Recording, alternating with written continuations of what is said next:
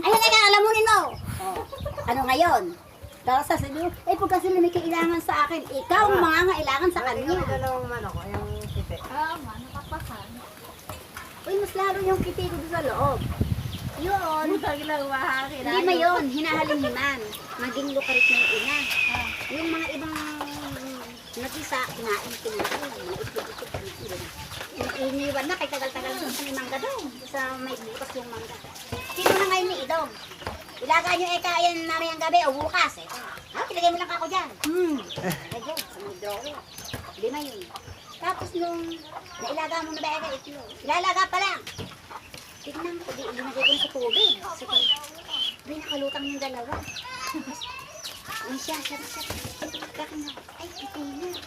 Ay, binalot tong kabot sa basahan. Tapos yung tatlo, hinahon ko, baka ako humuhuni pa.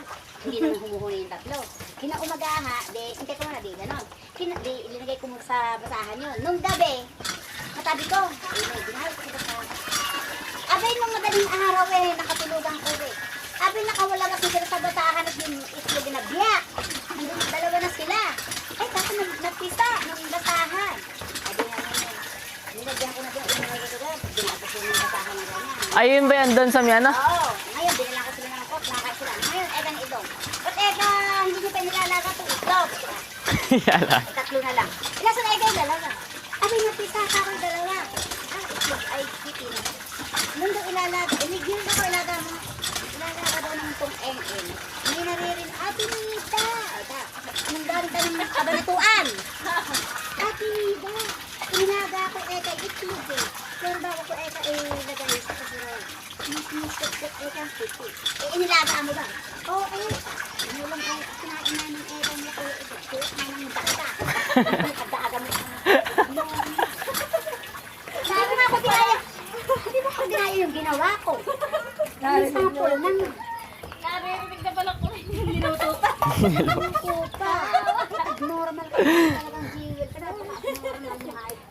Para kasi dyan. Paano? Ota. Ano kinain nila? Pati ko eh. Abi, di balo. Balot lang. Ayos na yan. Sayang din naman. Henny Penny. Henny, saka si Penny. Henny Penny. Pinagyan ng pangalan. Ano ba yung dalawang puti? Iinumin sila doon. Mamayang gabi doon ako ilalagay sa kulungan na yun.